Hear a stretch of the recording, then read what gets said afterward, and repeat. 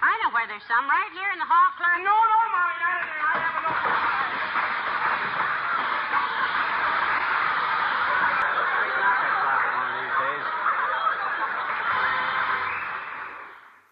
Hello and welcome back to part 2 of adding a Bluetooth to your vintage radio. In the last video we talked about the Bluetooth module itself, and I needed to clarify a couple of things, or one thing for sure, and that is power. I said that the signal comes out of the right, left, and ground solder points here, or out of this USB, this micro USB port. That's not true. The USB port is used actually just to power it. So if you want to power it through a USB connector, you can do that. You can power it through a wall wart by plugging that in there, or you can connect a power supply directly to the battery connectors on the circuit board itself. The one thing that the vendor of this Bluetooth module didn't do is provide its power requirements. It does say on their page what voltage this requires, and I was rather vague about that in the last video. Well, in fact, it's 3.7 to 5.5 volts DC. So to run this, you need that kind of voltage. It does not say how much current this board will draw, how much power, how much current you have to provide to the board to make it work. And so I hooked it up to a bit of a test bed and found out that when it's paired at when you have 5 volts powering it and it's paired, it draws about 12 milliamps with no signal running. If you feed a signal through the left and right channels to a 20K load, it draws about 20 milliamps. So we can call this between 20 and 25 milliamps fairly safely. It outputs maximum 1 volt peak to peak of audio output, I would say, and that's probably pushing it into distortion mode, but it's about that.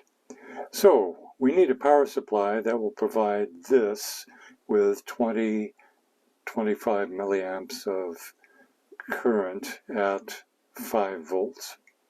That's what we're looking for. Now, there are a couple of ways to do it. Depending on the radio you're going to install this, and if you're going to install this Bluetooth in a radio that has a power transformer and is providing 6.3 volts to a heater string, you can follow what Manuel did in Electronics Old and New channel.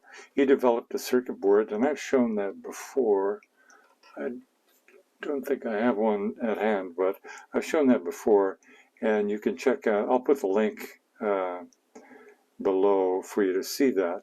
But he developed a circuit board that will take the 6.3 volts AC that powers the heater string, convert that to 5 volts DC, and then connect that to the Bluetooth circuit board. He also provides a method of converting the stereo output of the Bluetooth board that he uses into mono, and he does all of that in a very, very clever way, reducing any potential for noise that might occur. So check out, if you want to install Bluetooth in a vintage radio that includes a 6.3 winding on the power transformer, check out his video. This one is going to be about providing power from the wall socket, which is what this All-American 5 can provide. It can't provide, it doesn't have a heater string, so it can't provide, well, it does have a heater string, but it doesn't have a power transformer. So all it can do is provide 120 volts switched on via the on-off switch, or in this case, the clock radio switch. And that's what we're going to talk about in this video. So we've got a circuit board that requires 5 volts, 25 milliamps, and we need a power supply for that. There are a number of options. You could use a linear power supply, which is going to weigh a couple of pounds and take up more room than there is in this case. Or you could use a switched mode power supply like this one right here. This one is available on Amazon for not very many, $5 or something like that. I picked this switch mode power supply because it has 120 volts up to 240 input AC, and it'll output either 5 volts at 100 milliamps or 12 volts at 500 milliamps. I'm only going to use the 5 volt side at 100 milliamps, and 100 milliamps will be more power than we can use with our Bluetooth device. But let's talk a bit about how these guys work, because I find it kind of interesting. If you don't, you can skip that part. But how these switched mode power supplies work is really kind of cool. So let's take a look at that. The switched mode power supply uses the principle that the higher the frequency you feed into a power transformer, the smaller the transformer can be. Now there's an upper limit to that, there's a lower limit to it as well, but the fact remains that if you use a high frequency, if you feed this a high frequency AC signal, alternating current signal, you can use a smaller transformer and move the same amount of power as you could at low frequencies. So in this case, this would be impossible if the frequency that you were feeding into this transformer were 60 hertz, the wall socket. It has to be higher than 60 hertz. And that's where this whole switched mode power supply idea comes from. So let's take a look at what it does to send a higher frequency to the power transformer itself. The wall power comes in 120 to 240 volts AC through the line and neutral lines, and it comes into a rectifier, a diode and filter, or diodes and filter cap, to turn it into a DC signal. And in the case of the power supply we're using, it turns it into 170 volts DC. I show this DC with a little bit of ripple on it because all DC has a little bit of ripple on it, if you look hard enough. That 170 volts DC is then fed into the thing that changes the frequency from 60 cycles here to something higher here. And that thing is called a MOSFET switch. MOSFET stands for metal oxide semiconductor field effect transistor. And what it is, for all those fancy words, what it is an electronic switch that can turn on and off very quickly, very efficiently. And that's the trick, is to do it efficiently without burning up a bunch of power, turning the voltage on and off. So what happens is the 170 volts DC gets fed into this MOSFET switch, this chopper, and gets chopped into square waves like this.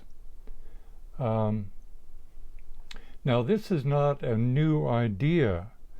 Old battery-powered radios from the 30s had a vibrator. Automobile radios through the 50s even used a vibrator.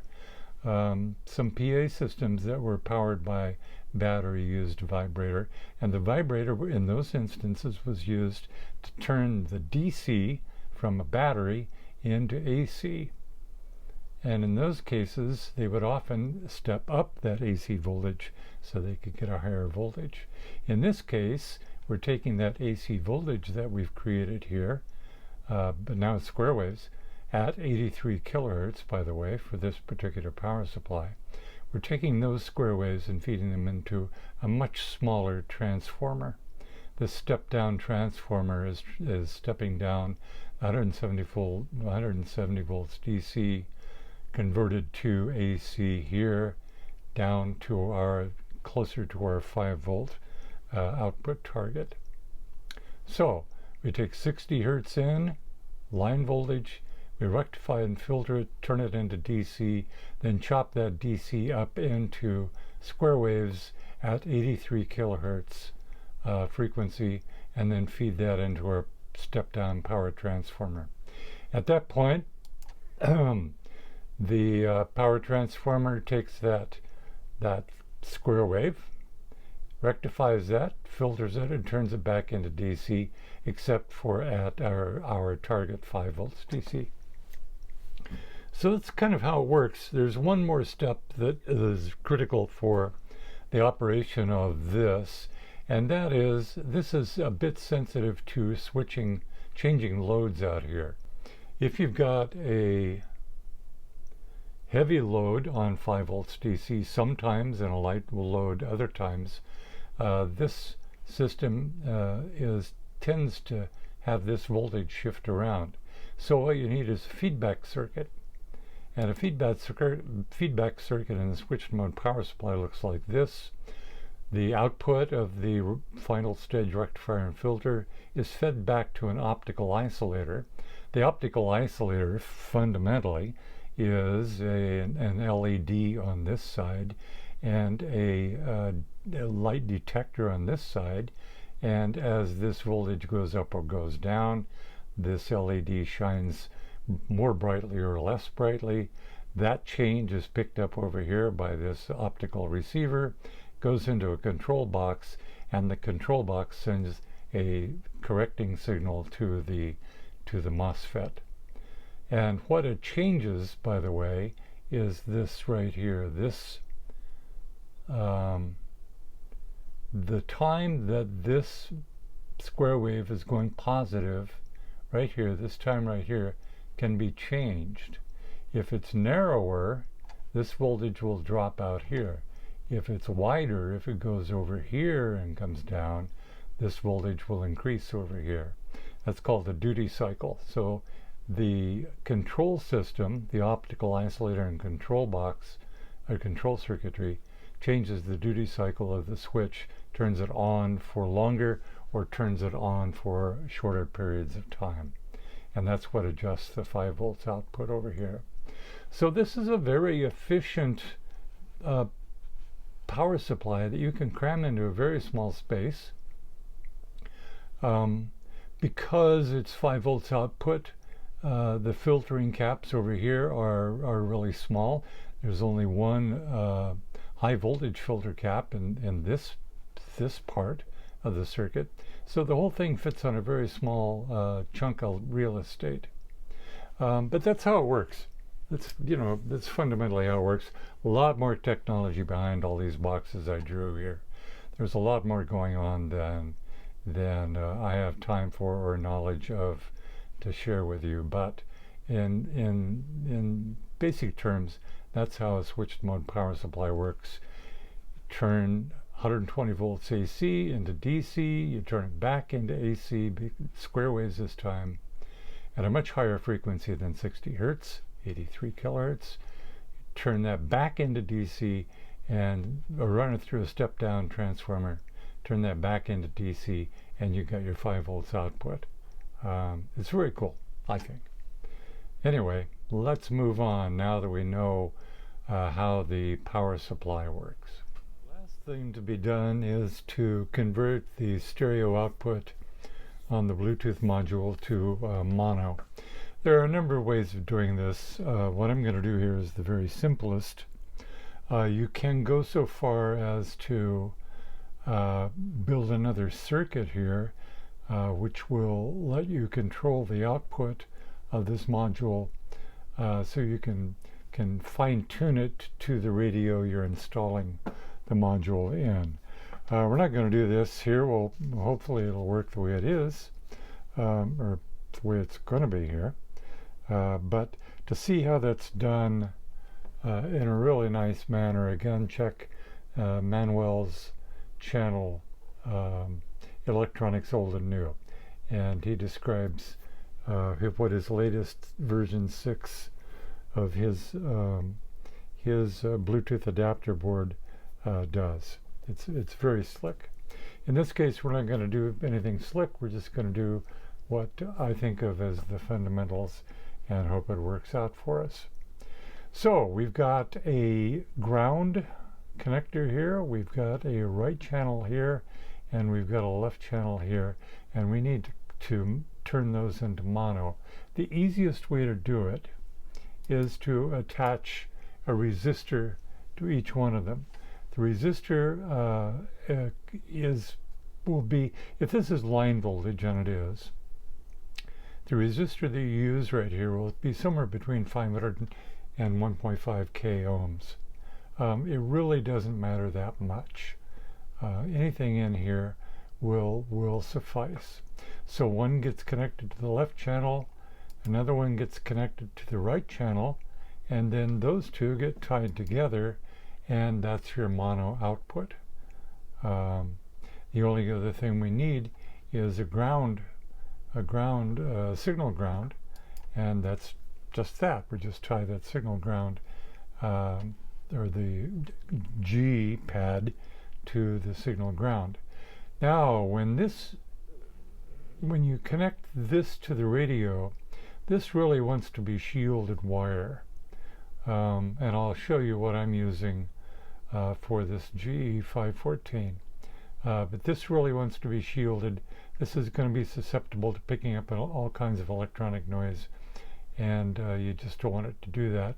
The other thing that could happen is you could be, if you don't use shielded wire, you could be inserting electronic noise into your radio where you don't want it either. But this is fundamentally the simplest way to do it. I have in the past connected a capacitor in this line right here, just to isolate this Bluetooth module from the electronics in the radio itself. I've come to believe that that's not really important, because part of the power supply that powers this isolates the Bluetooth module from the rest of the radio and the wall socket. So I think this is nicely isolated just as it is, and you needn't bother doing a coupling cap right here to couple it back in. I may be proven wrong in the future, but that's in the future. So for the moment, and for this GE radio, we'll leave it like this. That's it. That's as simple as it gets to convert stereo to mono. Now you don't want to just tie these together, because at some point in some music they will cancel each other out and you won't hear anything. You also don't want to use just left or right channel for the same reason. You'll be playing something in stereo, and the artist has decided to make a sound available only on one channel or the other. You won't hear anything.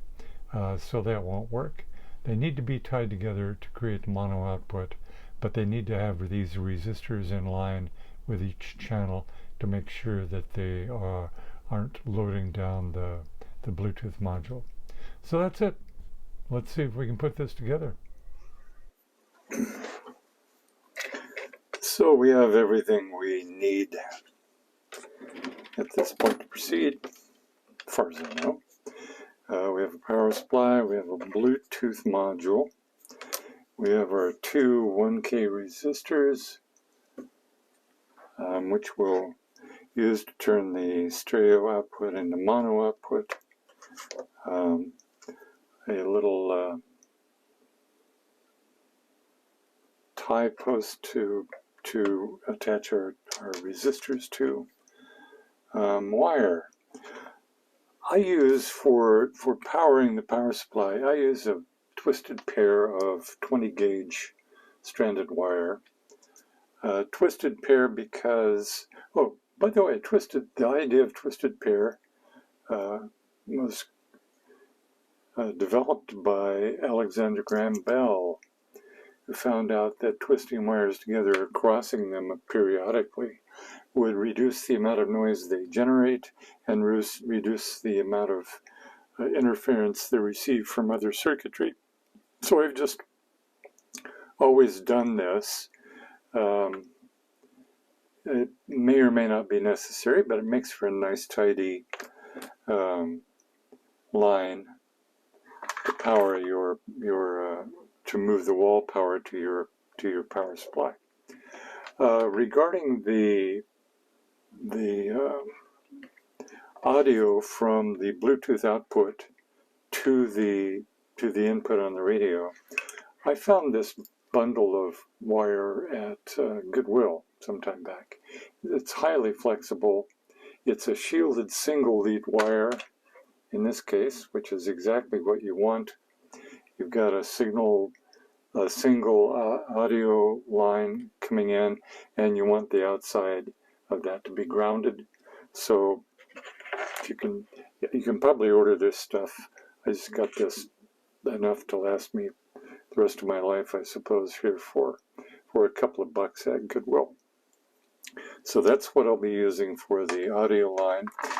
I've got a box too that I've designed and printed with a 3D printer, and you have to think about this a bit because the box has to go in the cabinet somewhere. You don't want the box sitting outside the cabinet.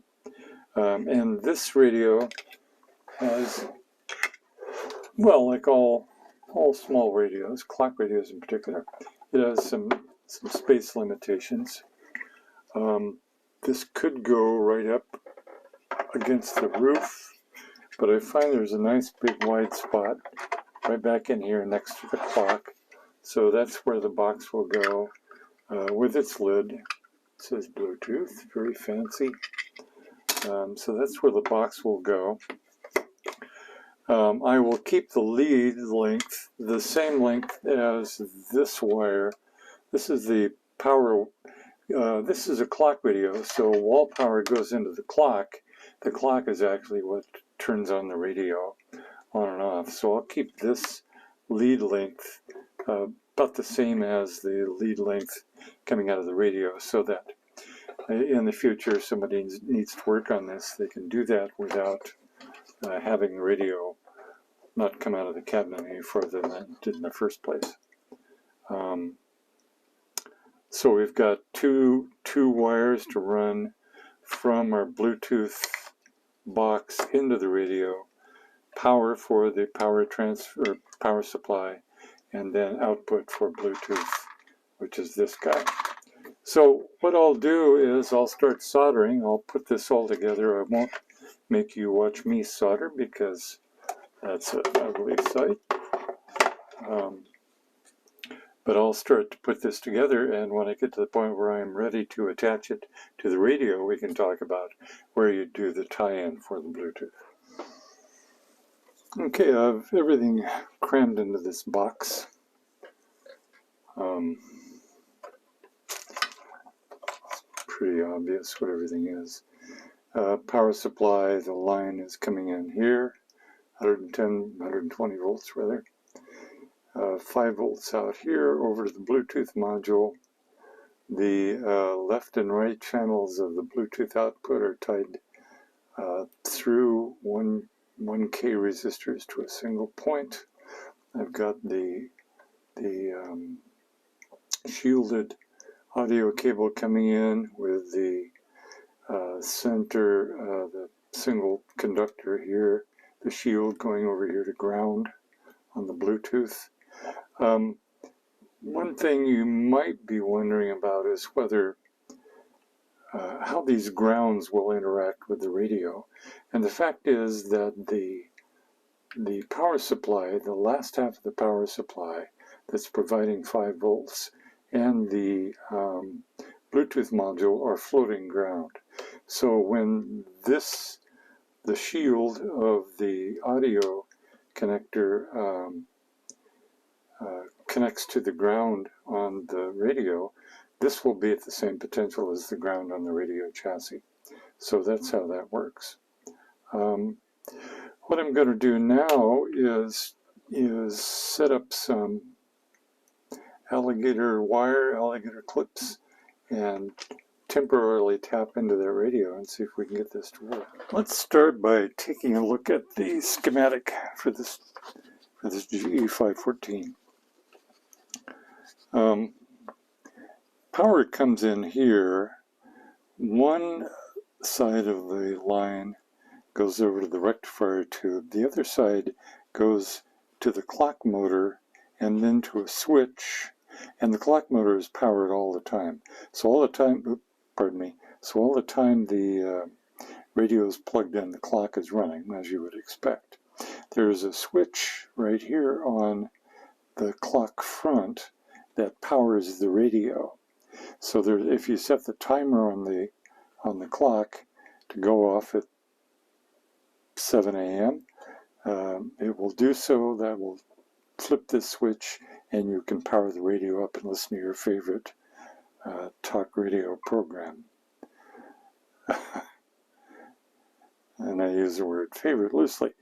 If you want to just play the radio at any time, you can flip this switch in the other direction.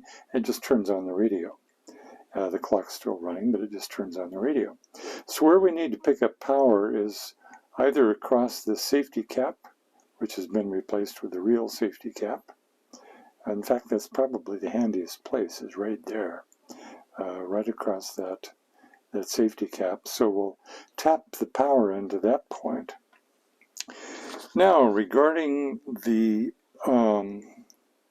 audio output from the Bluetooth. Now, for the sound input, the Bluetooth output going into here, we'll start at where the audio actually turns into audio in the radio, and that is in the detector and first audio amplifier tube. So right here at this diode, pin 5, this 12AV6, is where audio first shows up, and it shows up on this lead right here, going to this side of the volume potentiometer. So the audio is coming in here. We control the volume by taking more or less of the audio that's coming in here, feeding it to the first audio amplifier, and that gets passed on to the power output tube. So where we're going to tie our Bluetooth in is right at that dot right there, right in front of the volume potentiometer. The shielded side of the audio output from the Bluetooth will not go to chassis ground, however. This radio has a floating ground, a B- bus, right here. So the ground side of the Bluetooth audio will go to the B- bus, which is this line right here. So pin 2 of the V3 tube, for example.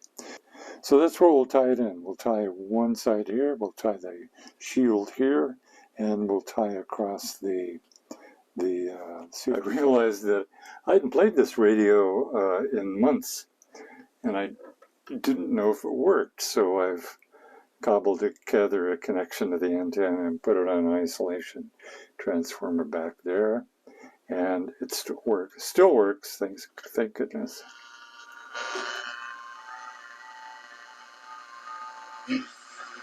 So I'll reach out. That's going to be pretty cool. And for better bedroom performance and zinc for testosterone support. Turn things all.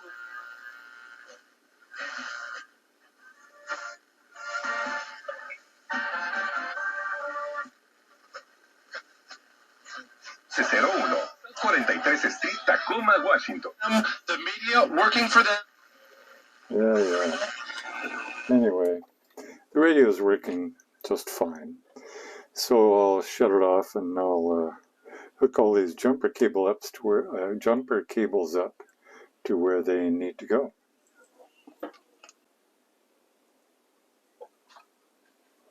All right. I've got the power connected across the safety cap, the C10 cap right here. So we're jumping in there. And I want to go from the signal from Bluetooth goes in this side of the volume potentiometer, and the shield, I want to go to the B- bus here, which happens to be the other side of the potentiometer. So I'm right across the outer connectors on the volume pot, which is right here. So we'll apply some power and see if we get indicator lights here. Pardon my arm. Oh yeah, there we go. So we've got the power indicator, we've got the Bluetooth module is blinking, asking for a partner. I will let that go while this warms up so I can hear some sound. Oh, you hear it already. I'll turn this back down.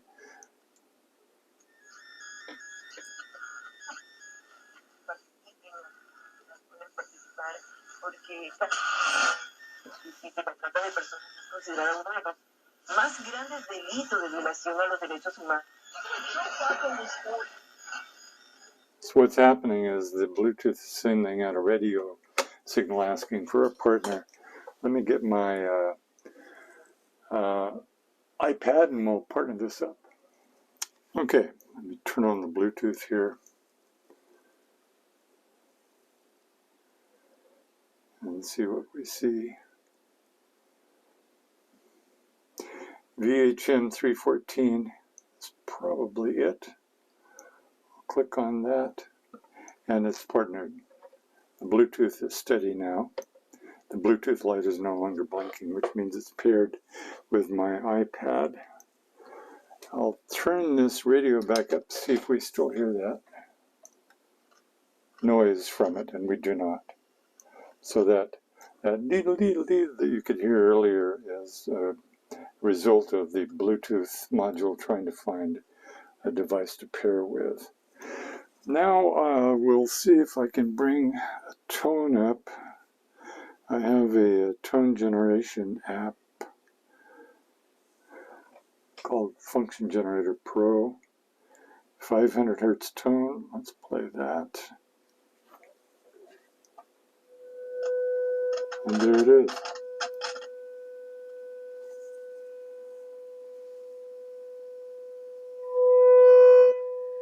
Plenty of volume. Plenty of signal for us. That's great. Let me get my favorite internet radio station going here, which is kbrd.org.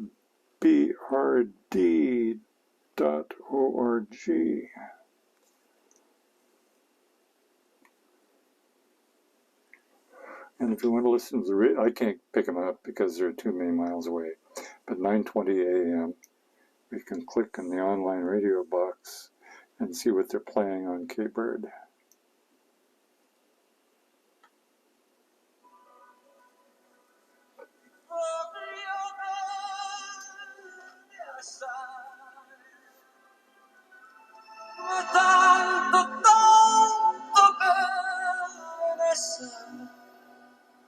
Okay, I don't know what that is, but that's what KBird's playing right now. Anyway, looks like our Bluetooth is working, and we've got it configured correctly. We're getting power out of the radio. Let's turn Bluetooth off here. Well, it's just the way this works. Make sure I'm not playing anything. I'm not. The way this works is if you have Bluetooth, nothing is playing on Bluetooth, you can tune the radio to a regular channel. So it works as normal.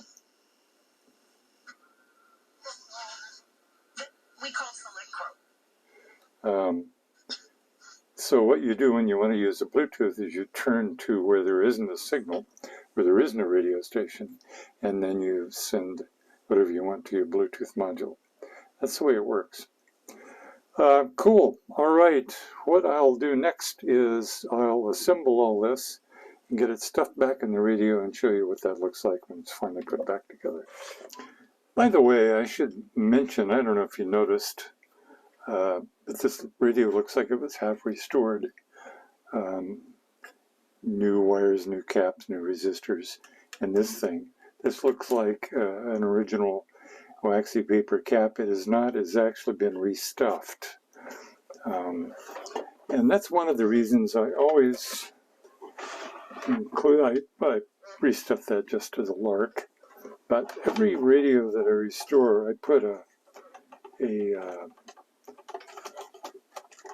piece of paper inside. It's a letter to the next owner. And it says basically this has been restored and what I've done to it. I'll modify this now and talk about Bluetooth and how to use it. But, you know, I do things to the radio that hopefully will make sense to some technically minded next person, but just in case they need some clarification on what's happened here, I will put that in a note and attach it in the radios in some fashion.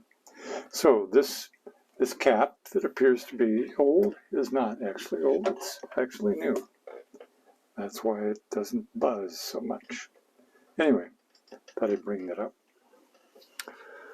Okay, here it is, all back in. The note's been updated. There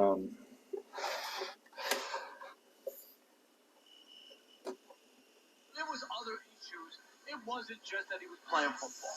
That was her trying to flex on him. Blah, blah, blah, blah, blah. You won't turn down a victory either way. Yeah.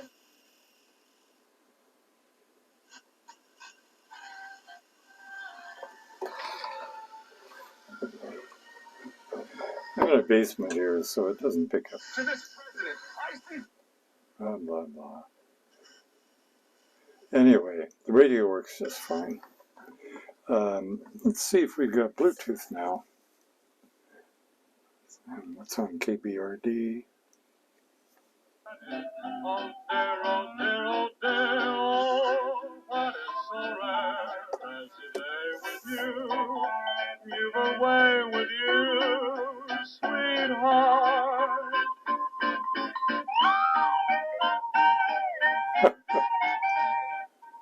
Anyway, there it is. A GE 514 clock radio with a working clock and a working Bluetooth. What more could you ask for? That's it for this particular episode. I hope you enjoyed it. I hope you join us again. So I'll see you next time. Bye.